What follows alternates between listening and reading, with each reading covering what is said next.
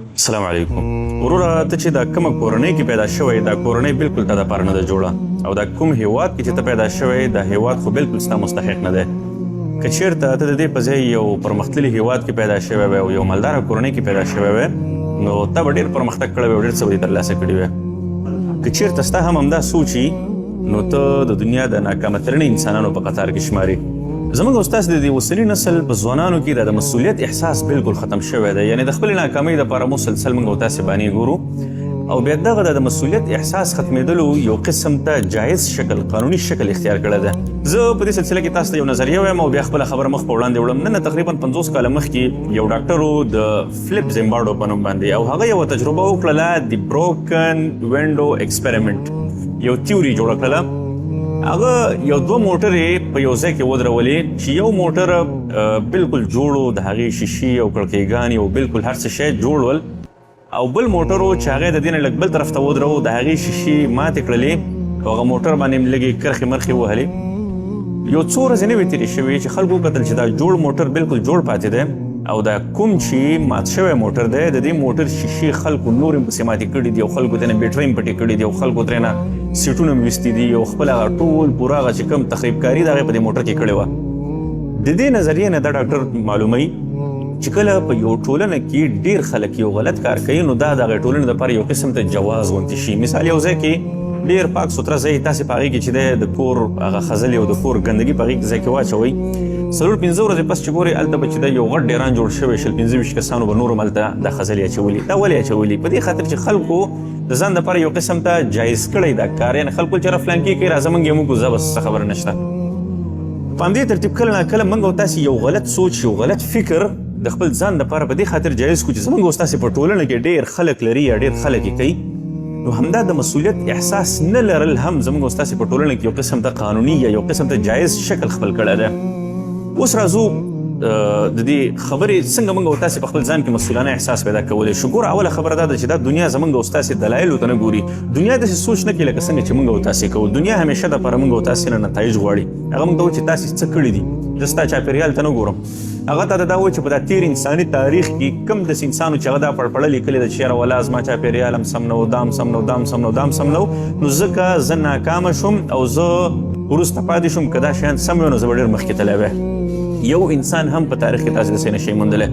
بلکې هر تاریخ یا هر انسان چې تاسې ګورئ چې هغه په تاریخ کې د خپل نوم ځای جوړ کړی دی یا خپل ځای په تاریخ کې جوړ کړی دی نو اوله کرښه دی چې دا زما نتایج دي په دې باندې زه مخ په وړاندې تللی یم په دې اصولو باندې زه مخ په وړاندې تللی یم نو اوله خبره دا ده چې دا دنیا زموږ او ستاسې دلایلو ته نه ګوري نتایجو ته ګوري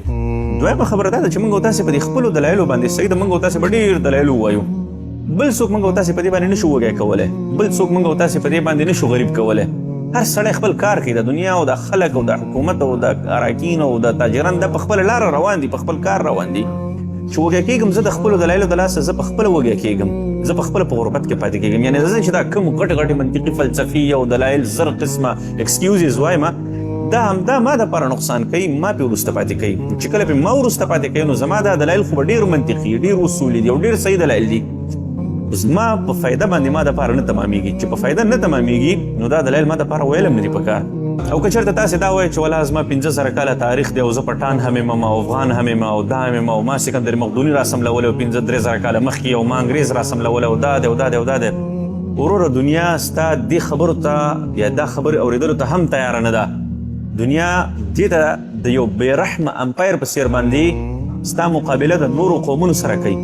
ستا څومره ځان طاقتور کړی دی تا څومره په خپل قوت باندې کار کړی دی یا د نورو خلکو په طاقت ورکولو کې ستا څومره ونډه ده دنیا یوازې او یوازې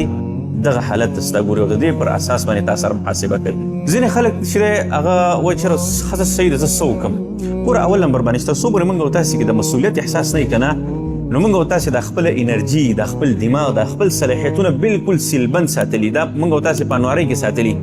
دا موږ ته هېڅ په درد نه خوري چې کله موږ او تاسې د مسؤلیت احساس شروع کړو نو بیا چې کله تاسې د شپې ویده کېږئ نو ځان سره به دا سوچ کوئ چې دا ورځ ما په څه تېره کړله دا وخت ما په څه باندې ضایع کړ دا زما انرژي نن ما نه په څه باندې ضایع شوه ما نن کوم داسې پرمختګ وکړ کوم تور ټکی ما خپل ذهن ته واچو چې کله به تاسې کې د مسؤلیت احساس وي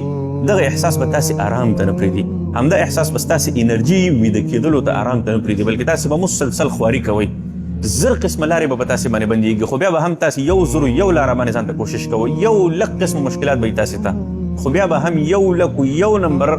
حل لاره به تاسې د خپلو مشکلاتو نه ځان ویستلو دپاره ګورئ ځان ته، چې کله په تاسې کې د مسؤلیت احساس وي. او چې کله د مسؤلیت احساس نه وي، بس بیا خلکو ته هم فلسفې وایه، ورونو ته هم وایه، پلار ته هم وایه، خلک هم پرې قانع کوه، خلک به هم در سره قانع شي،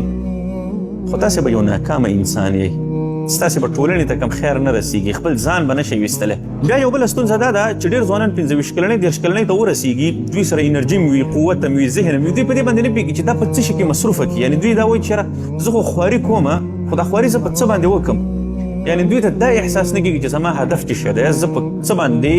د خپل انرژي، خپل ځان، خپل وخت دا ضایع کړم چې زه خپل هدف ترلاسه کړم. په نورو دنیا کې خلکو 15 کلنۍ پورې او 30 کلنۍ پورې خپل اهداف ترلاسه کړي، یا هغه خپلو اهدافو دپاره نوې لارې وهلي. زموږ په ټولنه کې ځوانانو د مسؤلیت احساس دونه وژلی شوی چې دوی د 15 کلنۍ او 30 کلنۍ پورې بیخي ځان ته د سره اهداف نه یې ټاکلي، دا ترېنه لاره ترېنه ورکوي چې زه کوم طرف ته لاړ شم. ګورئ تاسو دپاره د کولو کار څه شی دی؟ اول نمبر باندې چې خپل هدف دپاره لږ غوندې معلومات راجمع کوئ، لږ سوچ وکړئ په دې ټولنه کې زه په کوم ځای کې راضی کېدلی شم، په کوم ځای کې زه خپل هدف ترلاسه کولی شم، کوم هدف ترلاسه کولی شم. بیا د خپل هدف دپاره واړه واړه قدمونه تاسې واخلئ، واړه واړه ګامونه واخلئ، ورو ورو د خپل هدف دپاره ځئ. که نور هېڅ امکانات تاسې سره نه وي، هېڅ هم نه وي، یوازې د هغه اهدافو په باره کې لږ انفارمیشن یا تور ټکي په دې خپلو دماغو کې اچوئ. یو وخت په تاسې باندې داسې راځي چې یو کال یو نیم کال تاسې معلومات او انفارمیشن او مطالعه دا ټول راجمع کوئ، ورو ورو تاسې سره امکانات پیدا کېږي، په تاسې باندې خلک باور کوي، تاسې په یو ځای کې ځایېږئ، په یو ځای کې تاسې ته لاره پیدا کېږي. دا چې تاسې بالکل په جامد ذهن باندې ناست یاستئ، یو بانې هم ګورئ او دغه هم ګورئ،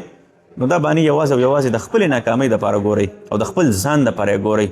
هېڅ دنیا تا سره مرسته کوونکي کولو دپاره نه راځي، او نه څوک ستا د دې بانو فکر کوي، او نه څوک ستا منطقیت ته ګوري، او نه څوک ستا تاریخ ته ګوري، او نه دې ته ګوري چې والله ستا ډېره ښه ځواني ده، او نه دې ته ګوري چې والله تا څومره وږی. بلکې که ته ټوله ورځ موبایل استعمالوې او ټوله ورځ په دې ټک ټاکونو، په ریلز او په دې شیانو کې مصروفه یې او په دې باندې خپل ځان او خپل ژوند تباه کې، په آخر کې به دنیا هم دغه تا ملامته کوي چې وروره تا په خپله ځواني تباه کړې ده. دا چې کمې بانې او کمې خبرې او کم دلایل ستا دي، دا د دې دپاره نه دي چې ته مخکې لاړ شي، دا د دې دپاره دی چې ته وروسته پاتې شي.